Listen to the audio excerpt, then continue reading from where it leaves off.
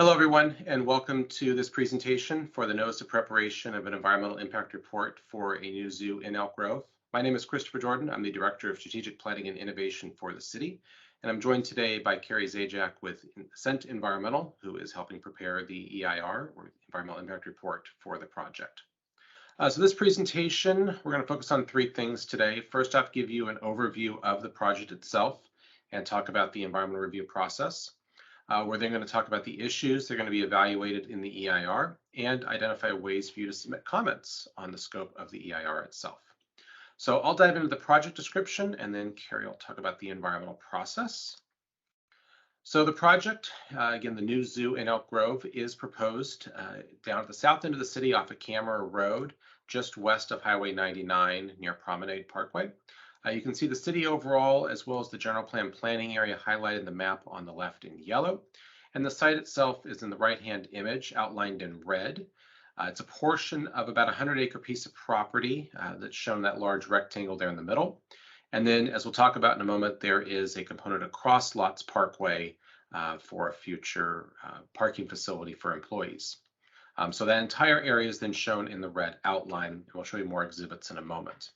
But overall, the zoo site itself is about 65 or so acres with additional parking facilities joining and around it. And then, as we'll talk in a moment, various roadway improvements and utilities to serve it. But again, off of Camera Road at the intersection of Lots Parkway, just west of Highway 99. 5 key elements about the project we're going to highlight today. First is the Zoological Park Special Planning Area. These will be the zoning restrictions and requirements for the site. Then the Zoological Park itself. Then again, the parking facilities, offsite infrastructure, and the animal browse program. So we'll walk through each of these individually. First, the Special Planning Area, or SPA. This will function as the zoning regulations for the site for the 65-acre zoo. This will cover the allowed land uses and activities that could occur, as well as development standards, permitting requirements, and other requirements that we go through as a normal zoning process for a site. We're doing the SPA here as a way to reflect the unique nature of the project itself and the way the phasing will likely be done moving forward. A lot of details still to work out here, but the EIR will cover the creation of this new SPA. For the zoo site itself, what we're referring to as the Zoological Park, it will have a number of components to it, which you can read about more on the project website, on the city website, or at the Sacramento Zoological Society's website. But we'll highlight them here for you. First, there'll be a main entry complex where folks will enter in, make their payments, collect tickets, that sort of thing, essentially the turnstile component. There'll be an education center. There'll be a main restaurant and bar with event space that'll be accessible both from inside the zoo facility as well as outside. So whether you have a ticket or not, you'd be able to take part in that restaurant and event space. The Animal Care Center, which includes animal nutrition as well as healthcare veterinary facilities. A restaurant and cafeteria within the zoo site itself, as well as various smaller retail and food pavilions that will be scattered around the site. There'll be play areas and structures for children, overnight accommodations, including an area for personal tents and a tent cabin. Safari tents are being designed, and then it'll be various suites that will attach to the animal care quarters themselves for different animal species, where you could then stay overnight up close and personal with the animals in a safe environment. There'll also be various warehouse and storage support facilities for the campus. Many of these will be back-of-house operations that will provide storage for things like hay, materials, and equipment, and other support activities. And then finally, there'll be the variety of animal care and holding facilities and guest service facilities across the campus. This graphic shows the conceptual build-out of the entire facility. Many of the habitats are shown in yellow. Green areas are essentially natural areas with landscaping, biofiltration facilities. The red areas are the main walkway corridor through the site. So you'll come in, essentially north is to your right on this graphic. But you would come in to the main entry complex here, come through the main walkway to the back where there'd be what we call the discovery zone, which includes the play center for the children, the restaurant that's inside the campus that's more cafeteria style, the animal care facility with the vet component, and then you can see some of the many other habitats that are around it.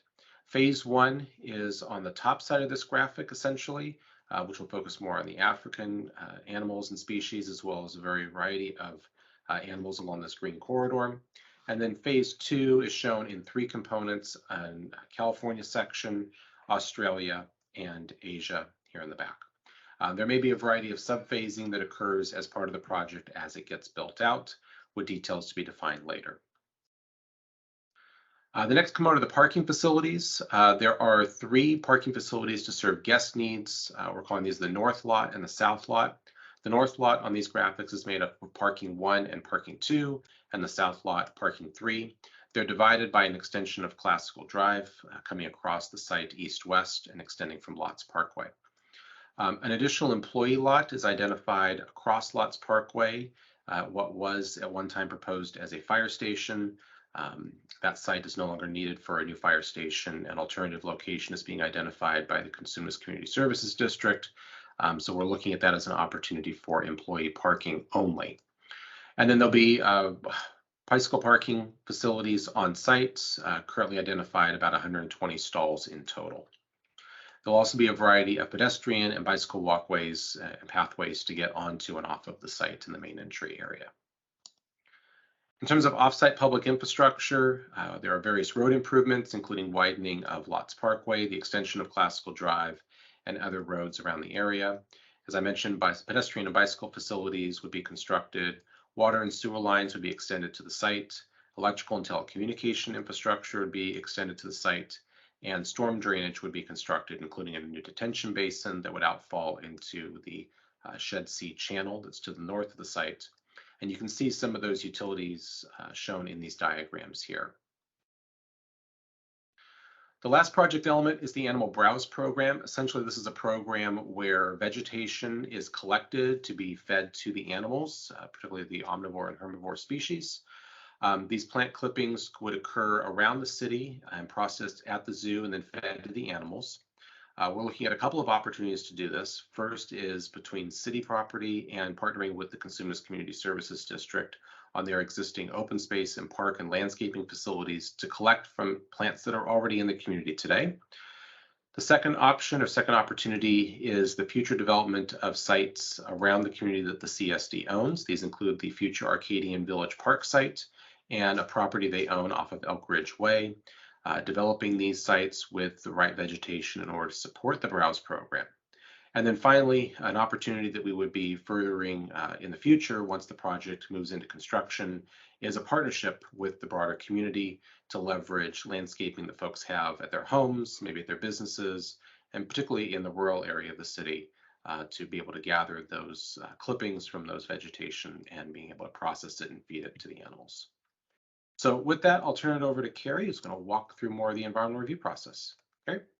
Great, thanks, Christopher. I'm going to go over the environmental review process for the project. We can the next slide. And first, I'm going to start with what is the California Environmental Quality Act, or what we call CEQA. And CEQA is the state's legislation that requires projects to reduce their potential environmental effects. Overall, it's a public disclosure process that really lets people know what are going to be the environmental impacts of certain projects. And public participation is essential to CEQA. There are 3 different times during the CEQA process where you can comment on a project. The purpose of CEQA is also to avoid or mitigate any potential environmental impacts that are determined as part of the process. And just to note that certification of the EIR under CEQA or for this project does not necessarily indicate that a project is approved.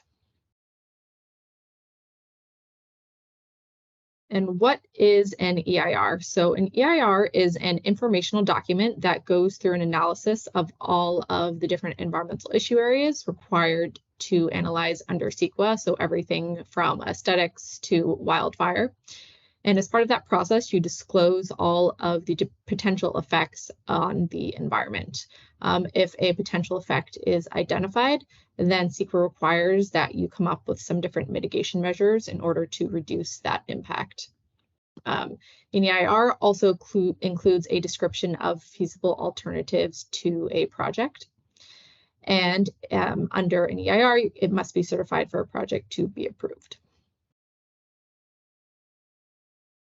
So we're going to go over a little bit what an EIR does and what it does not do. And I'm going to start with really what an EIR does and its purpose. So as I mentioned, the purpose is really to disclose those potential environmental effects of the project on the environment, identify any mitigation measures to reduce those potential effects, and then describe any feasible alternatives for the project.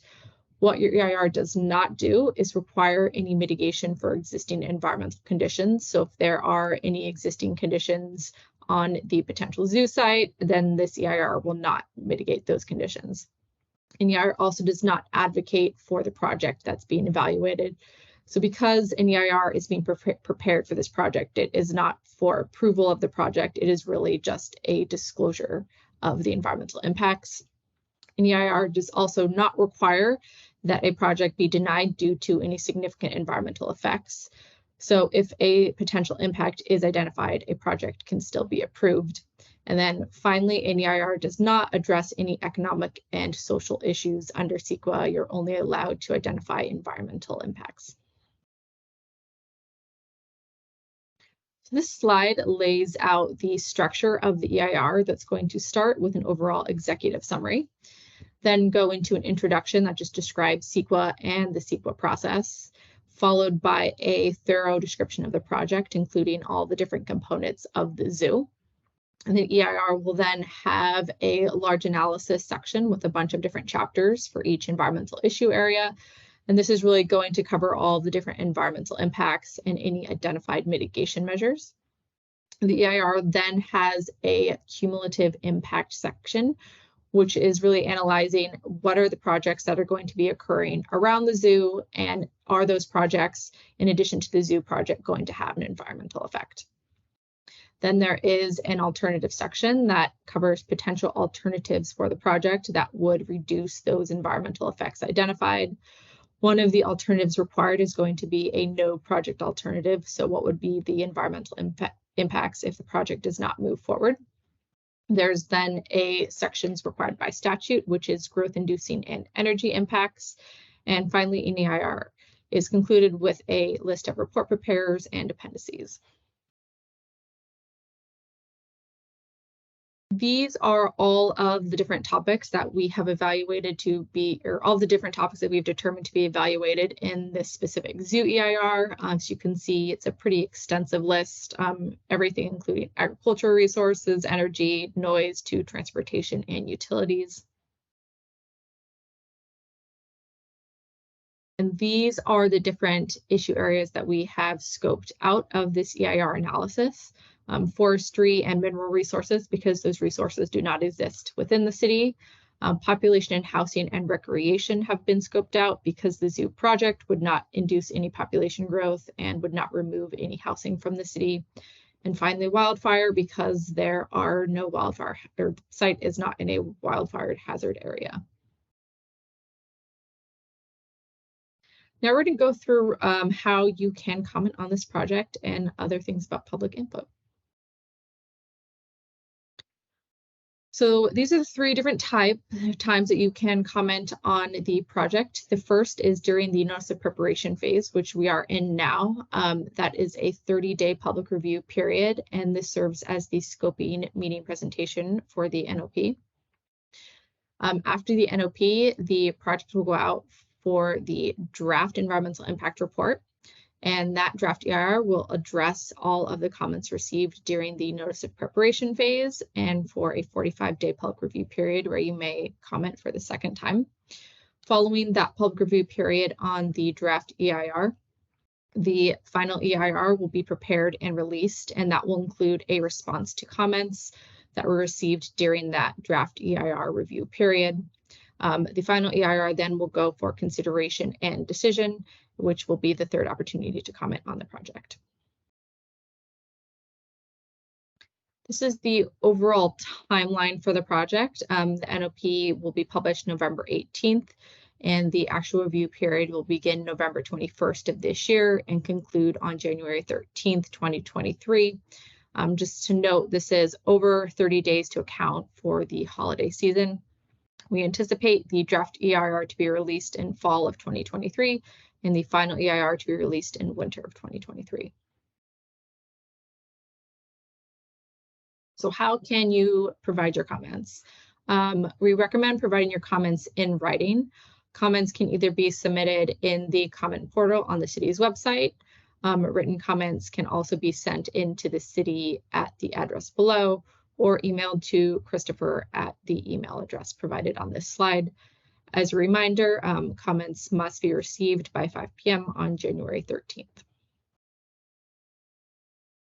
Thanks, Carrie, and thank you all for joining us today. Appreciate you taking the opportunity to learn more about the environmental review process for the new zoo in Elk Grove project. And again, I look forward to receiving your comments. So thank you all very much and have a great rest of the day.